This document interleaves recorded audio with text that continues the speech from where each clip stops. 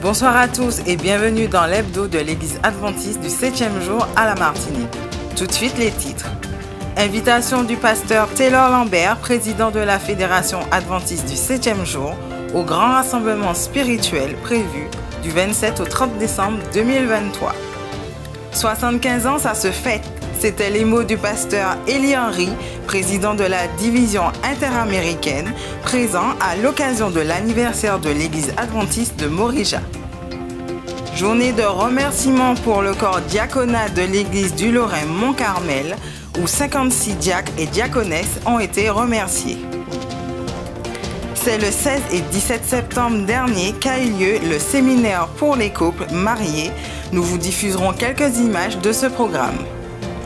Dans l'actualité internationale, le Monténégro accueille Gain Europe. Et aujourd'hui, nous recevons en interview Philippe Ferjul, directeur d'Espérance FM, qui nous parlera bien évidemment de la radio.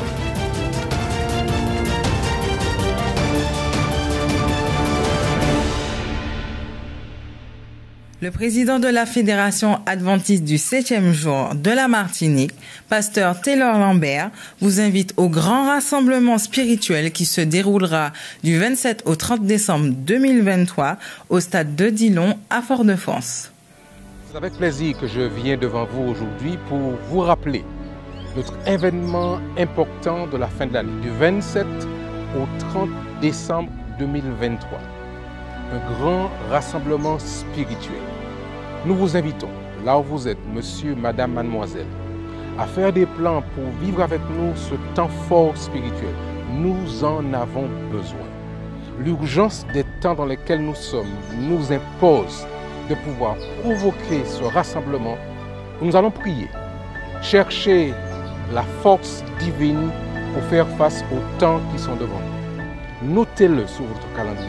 Je rappelle, du 27 au 30 décembre, nous serons au stade Pierre-Aliquer de Dillon, dans ce temps fort spirituel qui va rassembler tous les chrétiens, tous nos frères et sœurs de toutes les églises. Dans ce temps important, nous avons bien sûr un invité qui va vivre avec nous ce moment, mais vous serez présents pour que nous puissions tous, en cette fin d'année, lever les yeux vers le ciel et chercher la puissance du Saint-Esprit. Que Dieu bénisse son Église, qu'il bénisse la Martinique, et à très bientôt pour vivre une expérience sans précédent avec le Seigneur. Samedi 11 novembre dernier a eu lieu le 75e anniversaire de Morija. Retour en images sur cet événement spécial auquel a participé le pasteur Eli Henry, président de la division interaméricaine. À l'occasion des 75 ans de l'église adventiste Morija, un invité inhabituel a présenté la contribution de tous, dont la mission de l'église mondiale. Pasteur Eli Henry, président de la division interaméricaine, nous donne des nouvelles de la mission. Les missionnaires, certains missionnaires, dans cette partie du monde où c'est très difficile, que l'on appelle le Moyen-Orient, très difficile, très difficile. Nous avons des membres. Et c'est pourquoi quand nous parlons de la grande famille, nous avons des gens de tous les côtés.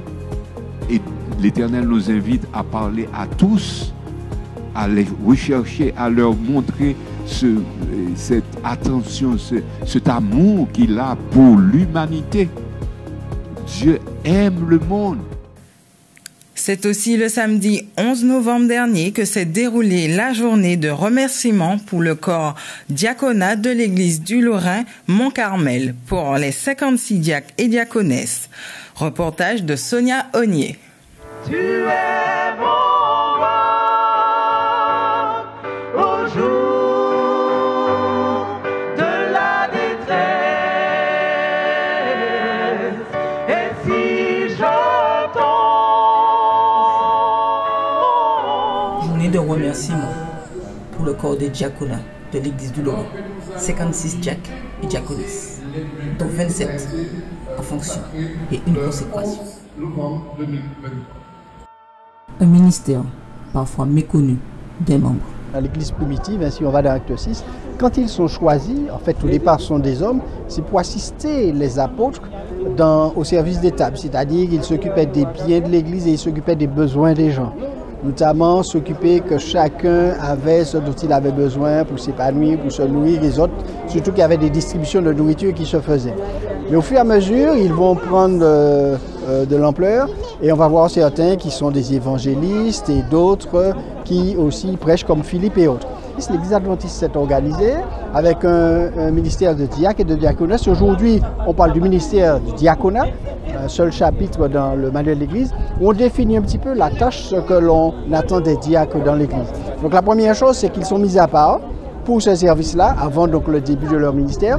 Et donc, ils s'occupent de l'entretien du bâtiment, de la décoration. Lorsqu'il n'y a pas de service d'accueil, c'est eux qui accueillent les gens, qui vont les placer, qui vont s'organiser pour que chacun se sente à l'aise dans l'église. Donc, ils assistent particulièrement dans les services de Sainte-Seine et de baptême. Et puis, il y a un aspect de leur service qui, pour moi, est l'un des plus importants, c'est le service de visite à domicile. Ils visitent les hommes, les frères et sœurs, les membres de l'église, chez eux pour avoir de leurs nouvelles, pour les encourager. Et c'est très important parce qu'en fait, ils sont comme j'aime dire des fantassins des anciens et du pasteur parce qu'ayant visité les familles, ils découvrent par certaines difficultés des familles qui peuvent transmettre à l'ancien au pasteur qui eux peuvent arriver tout de suite après pour pouvoir aider à résoudre les problèmes. Donc en fait, ce diacre constitue un corps important dans l'Église de par le service qu'il rend. Et quand le service est bien fait, eh bien, ça facilite l'accroissement, le développement de l'Église et le bien-être des membres. Parce que sa grâce est aussi pour toi.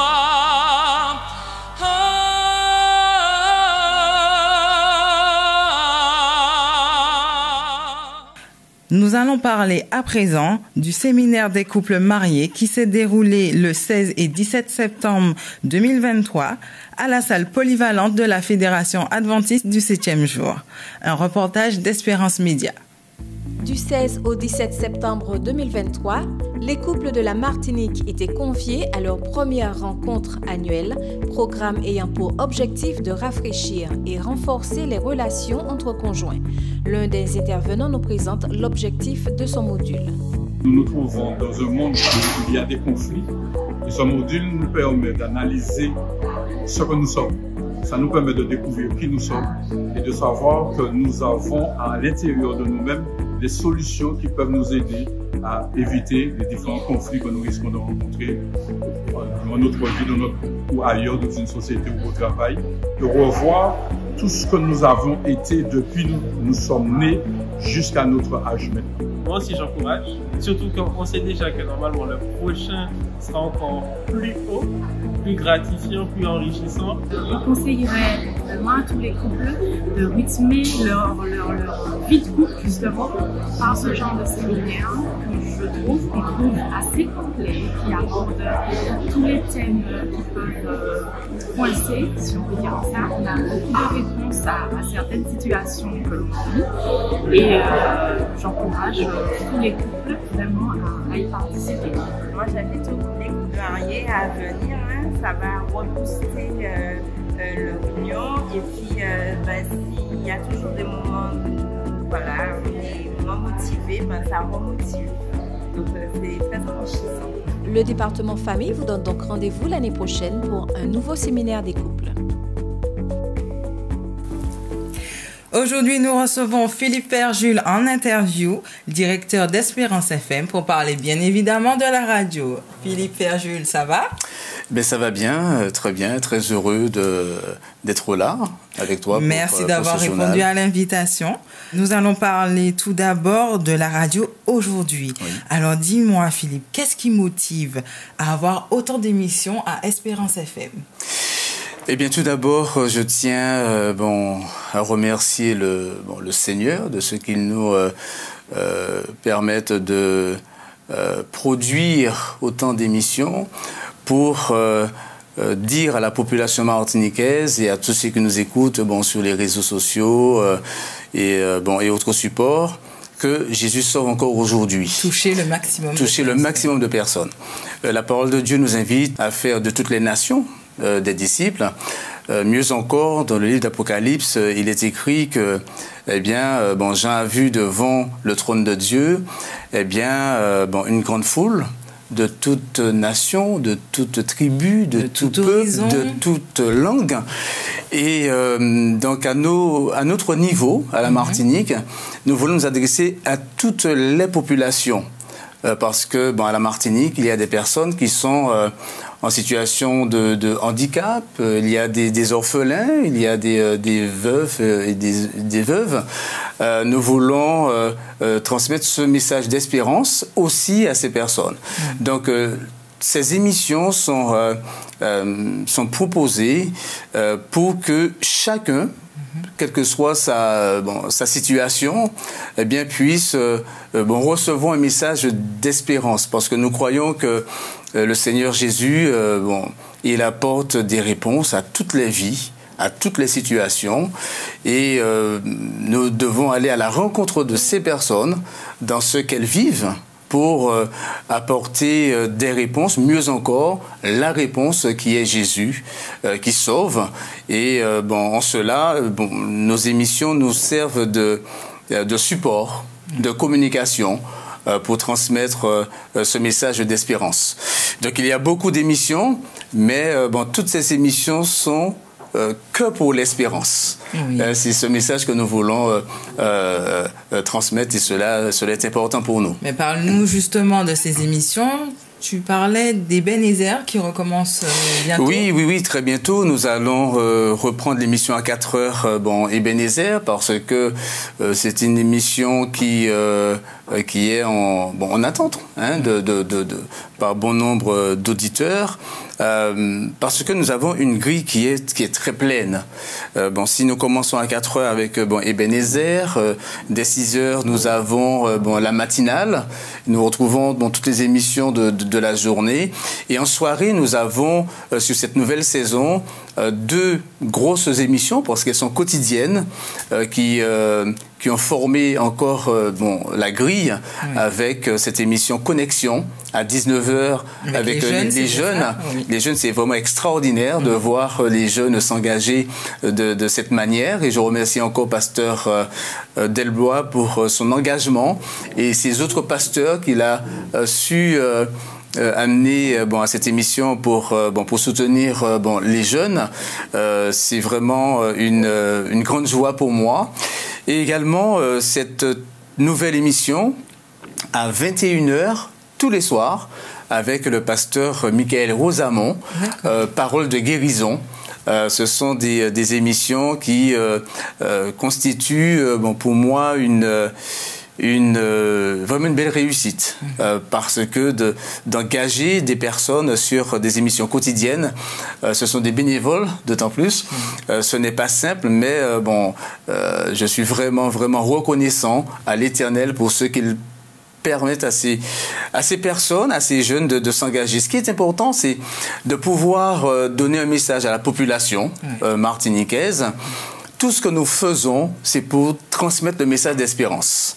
Une émission qui parle de dialogue social ou de santé, ou tout contribue. On peut s'y retrouver. On peut s'y retrouver. Et c'est de dire aux gens, oui, vous vivez cette situation, mais Jésus apporte des réponses à nos vies. Oui. Donc c'est important de parler à la population, mais je suis d'autant plus heureux de voir cet engagement de nombreux jeunes, ces jeunes qui viennent par exemple tous les samedis soirs pour le Big Up Time. Oui.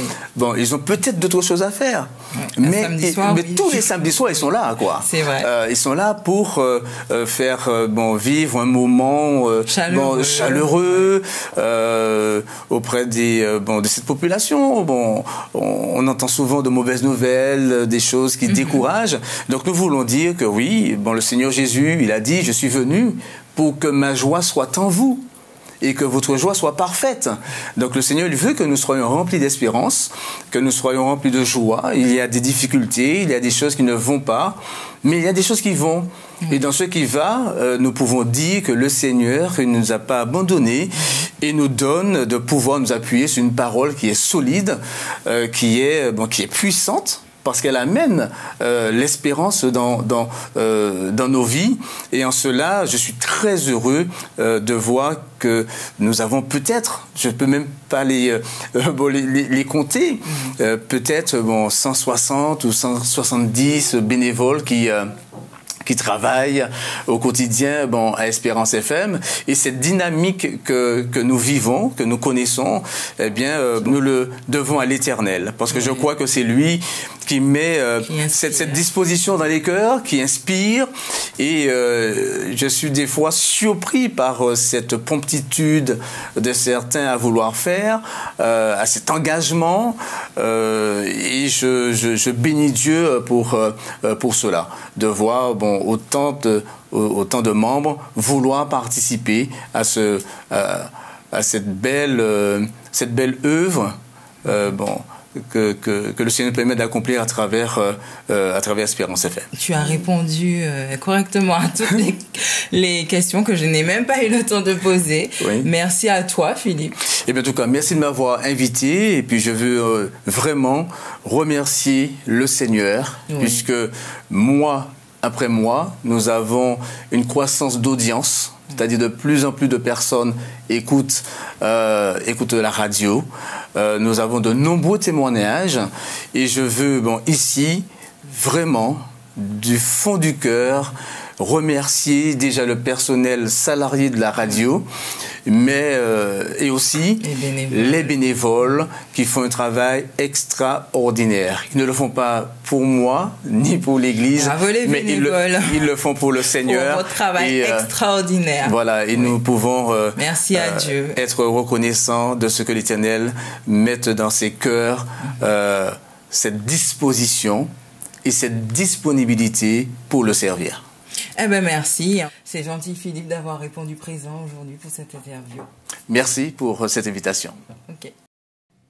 C'est à Budva, au Monténégro, que s'est déroulé Gain Europe.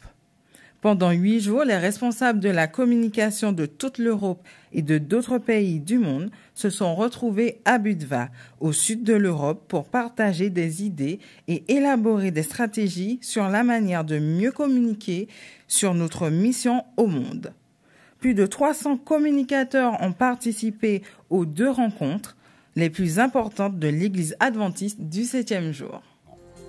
Capitale touristique du Monténégro, un pays qui faisait partie de la République socialiste de Yougoslavie, Budva accueille des centaines de milliers de visiteurs chaque année. La diversité culturelle du lieu offre des opportunités et inspire des idées motivantes pour la mission. C'est dans cet environnement que plus de 300 communicateurs ont participé à 2 des rencontres de communication les plus importants de l'Église adventiste du 7e jour. Au cours des 4 premiers jours, le siège de l'Église adventiste dans la région intereuropéenne a organisé le Conseil consultatif de la communication 2023. Un événement où les chambres présentent des rapports, des projets et leurs méthodes d'utilisation de la technologie pour prêcher l'Évangile. Avec le concept Premier contact communauté baptême discipulat et le thème Vision et stratégie intégrée pour la communication, les médias et la mission, le Conseil consultatif a inclus des professionnels des 11 sièges administratifs de l'Église adventiste en Europe. Le Monténégro a également constitué une scène, le Global Adventist Network, Gain, un événement organisé par la division transeuropéenne, la division interaméricaine et Hope Media Europe. Les dirigeants de la mission adventiste et des ministères personnels d'Europe ont participé en tant qu'invités spéciaux. Le thème de l'événement était « Purpose », qui signifie une motivation dans la vie en lien avec Dieu et le partage de son message avec les autres. Le programme s'est également concentré sur le discipleship numérique. Paulo Macedo, directeur de la communication intereuropéenne, parle des objectifs et des moments forts de Gain Europe. Notre objectif principal à Gain Europe est de rassembler les personnes liées à la communication de la division transeuropéenne et de la division intereuropéenne. Mais cette année, 41 pays sont également venus de la division euro-asiatique, de la campagne ukrainienne et de la division du Pacifique Sud, qui comprend l'Australie et la Nouvelle-Zélande, de se connecter les uns aux autres, et aussi avec un objectif important, réunir la mission adventiste et les ministères personnels, dans le but d'avoir une vision intégrée de ce que la communication signifie pour la mission. De ce point de vue, ce fut une expérience exceptionnelle. Représentant du siège mondial adventiste, Williams Costa Jr., directeur de la communication, partage l'une des nouvelles fonctionnalités de l'événement. Ce qui a retenu notre attention ici en Europe, c'est un projet qui intègre la production d'un film et d'un livre. Cette combinaison de médias a pour but d'apporter de l'espoir aux personnes. Et avec des personnes de tant de pays et de cultures différentes qui se réunissent, le réseautage et le partage d'expériences continuent d'être l'une des meilleures attractions de Gain. Pour moi, la meilleure chose à propos du Gain est de travailler avec des gens, de faire du réseautage, de rencontrer de nouveaux amis et de trouver des idées pour des projets, en mettant fin aux silos et en renforçant la collaboration. C'est formidable. Revenez l'année prochaine. Cela a été une bénédiction d'être ici. Nous avons discuté de la technologie, de l'innovation et des communications pour l'Église, et comment cela peut nous aider à améliorer et créer un bon environnement pour que les gens en sachent plus sur la seconde venue de Jésus. Et Gain pour moi était un rêve lorsque j'ai assisté pour la première fois au Gain international en Jamaïque. À l'époque, j'étais directeur de la communication de la division et je me suis dit, pourquoi pas aussi dans notre contexte? Je suis revenu et j'ai parlé avec mes collègues et nous avons commencé à organiser des réunions que nous appelons des réunions médiatiques, quelque chose comme ça. Mais après quelques années, très peu d'années, nous avons organisé le Gain Europe. Et ce Gain Europe était bien sûr la réalisation de notre rêve. À l'époque, j'étais directeur de la communication et je travaillais avec Klaus Popa, le directeur de Gain Europe. Avec Klaus Popa, le directeur de Hope Media en Europe. Et nous avons essayé de donner une âme à ce Gain. Et c'était le début d'une aventure. Gain Europe fait partie d'une série d'événements continentaux sur la communication et la technologie au service de l'Évangile. Cette année, la conférence du Gain se déroulera sur 4 continents. Gain se déroulera sur 4 continents, Amérique, Asie. Nous sommes maintenant en Europe et en décembre, ce sera l'Afrique. Ceux qui participent à Gain trouvent de nombreuses raisons d'être heureux et de célébrer la mission. J'adore Gain car cela rassemble les communicateurs et le personnel des médias. Nous travaillons mieux ensemble que seuls. Je veux que vous imaginiez que vous pourriez être dans un coin de l'Europe, dans un petit studio, un seul travailleur, travaillant seul jour après jour, produisant, filmant, faisant tout ce qui est requis d'un studio. Vous êtes un homme orchestre. Et chacun d'entre nous se sent seul et a besoin de se rassembler pour rencontrer des amis et des collègues qui partagent nos expériences. Et l'une des beautés d'être adventiste est que oui, souvent nous sommes seuls dans notre petite église ou dans notre petit centre médiatique, mais nous appartenons à une organisation mondiale. Et Gain Europe est l'organisation qui nous aide à nous rassembler pour créer des réseaux et comprendre comment atteindre l'Europe avec l'Évangile dans le contexte de la compréhension de l'Europe. C'est ce que j'aime chez Gain. Nous sommes ici, en plein cœur de l'Europe, des personnes de la division intereuropéenne, des personnes de la division transeuropéenne et d'autres venant du monde entier. Notre mission est d'amener le Christ en Europe à nouveau au XXIe siècle. Passons à nos rendez-vous hebdomadaires, les sentiers du bonheur, intitulés « Un mois sans tabac et plus encore ».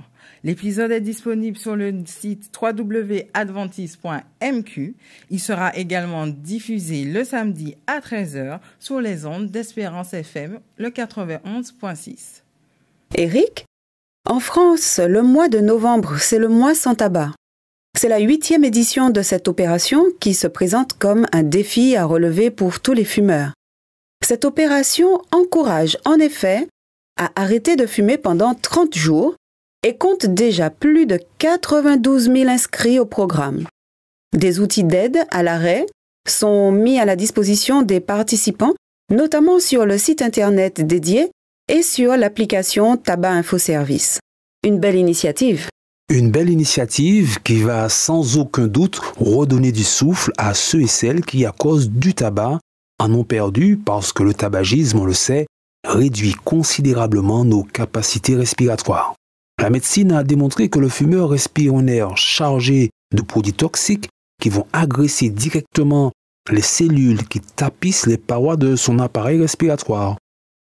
Cette semaine, dans votre émission Femmes vertueuses, femmes de valeur, nous recevons Bertil Varsovie. J'avais une marraine et cette marraine, elle avait 12 filleuls. Et parmi les 12 filleuls, j'étais la seule fille. Et comme elle n'avait pas d'enfant, donc elle réclamait toujours que je sois avec elle chaque vacances. Et c'est dans cette optique-là que chaque vacances, j'allais. Mais je dois dire que la première fois où je suis allée, j'ai bien surveillé, parce que je ne voulais pas rester, je voulais être avec mes sœurs, mes frères. Et ma sœur aînée qui m'avait amenée était en train de parler à ma marraine. Quand j'ai compris qu'elles étaient en train de se parler, mais c'était pour me laisser seule, pour que je reste avec elles, j'ai fait un chemin contraire au chemin de ma sœur. Pour retourner chez tes parents, parce que tu et voulais. Je suis repartie. Je n'avais que 7 ans et j'avais déjà fait la route à pied. Je suis repartie du Vauclin et je suis rentrée chez ma maman. Le rendez-vous est donné ce samedi à 11h pour découvrir l'intégralité de l'interview. Découvrons maintenant le nouveau clip musical de la semaine, le Worship Moment, interprété par le groupe Harmony, ayant pour titre un seul mot de Souffle Nouveau. Mes mots sont dignes de ta grandeur, je sais qu'un seul mot de ta bouche déplace les mers, car il n'est de montagne que tu ne puisses déplacer, et ta main n'est pas trop courte pour me sauver. La vidéo est déjà disponible sur votre chaîne YouTube Espérance Média Martinique. Passons aux prévisions météo pour ce samedi.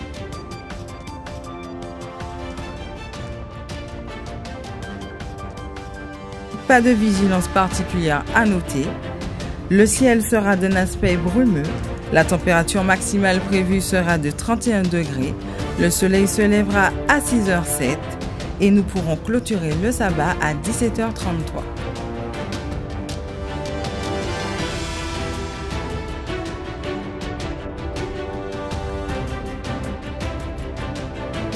Et c'est ainsi que s'achève cette nouvelle édition.